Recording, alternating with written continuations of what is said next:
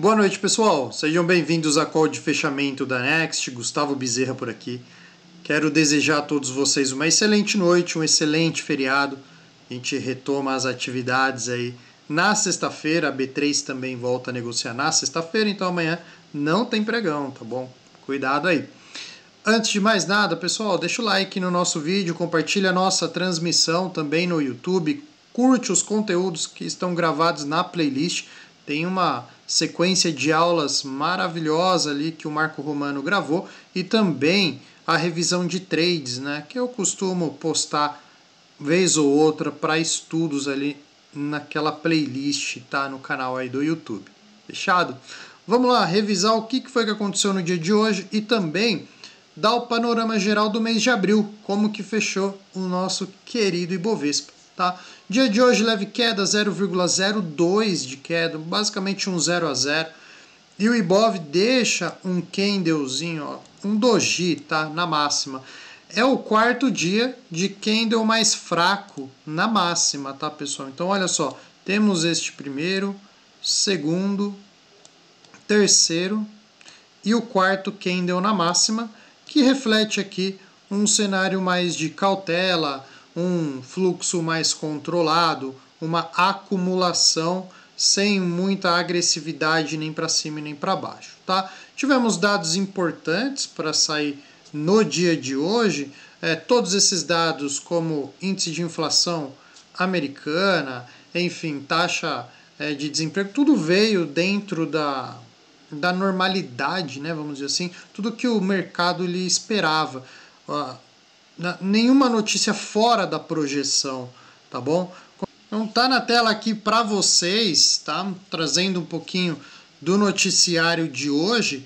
A gente consegue ver que a maioria das notícias, né, aquelas principais, principalmente das 11 horas e também das 9h15, 9h30, elas acabaram vindo dentro de um consenso, né? Destaque aqui para a variação de empregos ADP, que veio bem abaixo da projeção, que era 114, veio 62K, tá bom? E o PCI, né, o PCE aqui, o núcleo de índice de preços, né, um dos dados que o Federal Reserve gosta de analisar para se basear em questão de inflação, veio dentro da projeção, 2,6, 2,6, tá bom? Então, nenhum impacto tão relevante, tão impactante assim no mercado no dia de hoje. Beleza? A gente consegue ver esse reflexo no Ibovespa. O tempo gráfico mensal do Ibovespa, pessoal, a história já é um pouquinho diferente, né? Uma valorização no mês de abril de 3,69, é o segundo mês seguido de valorização. No mês passado tivemos uma valorização de 6,08, uma boa recuperação. O gringo, né, o investidor estrangeiro voltando no mês de abril a comprar ativos brasileiros, então ajudou a impulsionar um pouco mais esse nosso Ibovespa para cima. No tempo gráfico mensal tá muito bonito, né? Quando eu tiro o zoom do gráfico, fica claro esses fundos mais altos e a eminente pelo menos um teste na máxima histórica e quem sabe o rompimento dessa região, tá? 137,469. Sexta-feira a gente começa um relatório novo, entramos aí para o mês de maio, então novas histórias e novos capítulos a serem escritos, beleza?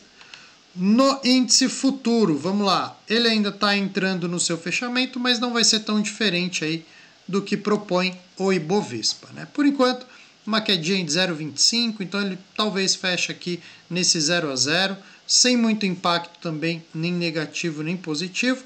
O único destaque que eu trago para vocês é o que eu já comentei na call de fechamento, comentei na call de abertura também hoje, que seria puxar uma retração deste movimento de alta aqui, ó, tá? E imaginar que ele pode corrigir até 133 ou 130 mil pontos antes de dar aquele impacto, naquele impulso em direção às suas máximas históricas. Pode ser que aconteça. Vai acontecer? Não sei. Mas o estudo ele tem que estar sempre presente para não pegar a gente de surpresa. Tá bom? Vamos lá. O dólar, no tempo gráfico diário, o dólar ficou bem legal aqui, essa movimentação para cima, né? Esse engolfo de alta. Olha só que movimento importante. Isso pode trazer um movimento comprador para o dólar nos próximos dias, tá, pessoal? O engolfo ele acontece quando esse candle verde ele engole completamente o último candle vermelho, tá vendo? Isso daqui já traz uma expectativa de pelo menos testar a média móvel de 20 períodos e aqueles mais otimistas que o dólar pode voltar a testar níveis de resistência, temos um topo nessa região no 5,967, outro topo aqui no 14,5 e a máxima histórica deste contrato M que iniciamos aí agora suas negociações lá no 51 no 6158,5, tá? Assim como o índice, aqui a gente também consegue puxar uma retração para estudo. Pega a mínima desse movimento aqui com a máxima histórica, você vai identificar os pontos de retração, tá? Entre 5840,5 e 5962, tá? Vou até trocar a cor aqui, ó. Deixa eu ver, peraí. Olha só, vou até fazer uma troca de cor aqui para vocês verem certinho aí na tela, tá? Prontinho, tá aí, ó. Beleza? Tá aí. Essas linhas em preto são os níveis de retração, tá? Então, imaginando que ele pode corrigir para dentro da média de 20, ou quem sabe testar esses níveis, pessoal, o estudo está atualizado, oportunidades de compras podem surgir nos próximos dias, principalmente aí para o mês de maio. Beleza? Vamos explorar um pouquinho aí o que foi que aconteceu nas principais ações do Ibovespa. Petrobras, nada de compra, segue pressionada, é venda, o vendedor mandando no jogo, rompendo os R$30. Sexta-feira vai ser um movimento bem importante, ou ele acelera abaixo dos R$30, tá? Ou ele gera esse rompimento falso, vai buscar uma quantidade de stop significativa dos compradores e volta muito rápido a testar a média de 20, enfim, buscar a média de 200 lá em cima. Eu acredito nisso? No curto prazo não, pessoal. Infelizmente, Petrobras está muito pressionada por vendedores, o fluxo é vendedor nas ações e o petróleo também está apanhando nos últimos dias. Isso não traz nenhuma expectativa positiva no curto prazo, tá? A Vale, dia de queda também, 1,82, mas olha só que legal. A Vale, por mais que abriu em queda, por isso o seu movimento de fechamento em queda hoje, o seu candle foi positivo, tá? Você consegue ver que ele oscilou e fechou verdinho, ó. Por mais que ele foi caracterizado como uma abertura de gap de baixa, já bem pressionado, o comprador ainda conseguiu defender o preço das ações da Vale e conectando um fundo importante aqui para ela, tá? Ó, região dos R$ 52,42. Segurando acima desse nível de preço, vejo sim a Vale testar essa máxima em R$ 55,67. Ok? Itaú, dia de alta, 0,88. E Itaú, pessoal, indo a passos largos, renovando sua máxima histórica. O primeiro ponto de alvo é 36,73, depois 38,55, aí depois a faixa dos R$40, tá? Lindo movimento, uma explosão na compra, um movimento agressivo, forte de Itaú. Movimento de tendência muito claro, né? Muito limpo. É aquele movimento de livro.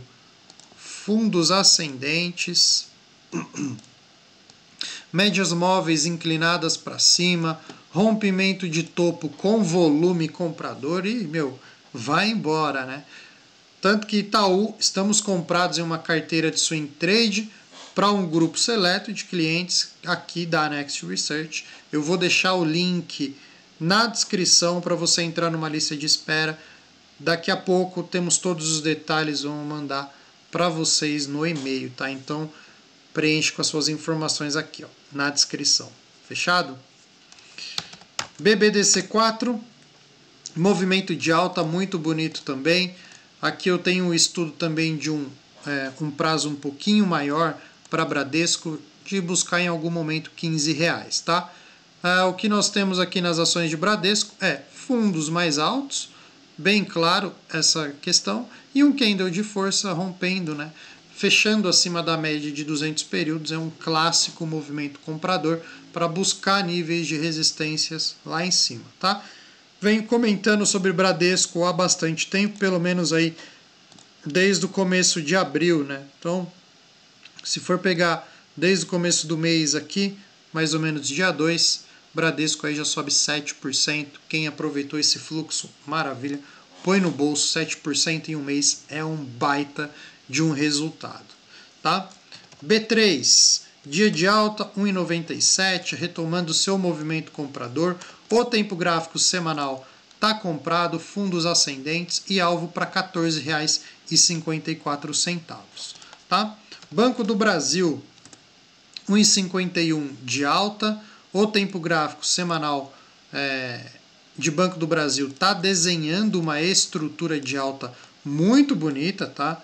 Inclusive isso daqui tem um padrãozinho chamado de mastro e bandeira de alta, tá, pessoal? Então muita atenção para Banco do Brasil, pode dar mais uma puxada para cima e, aproveitando, a gente consegue fazer uma projeção desse movimento caso ele se concretize, tá?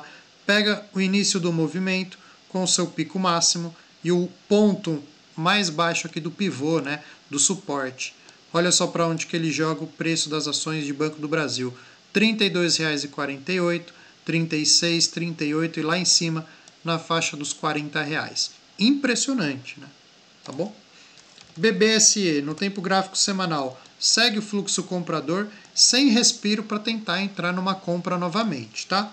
O tempo gráfico diário também. Olha só como que produz o afastamento entre o preço média e a média de 20 com a média de 200, né?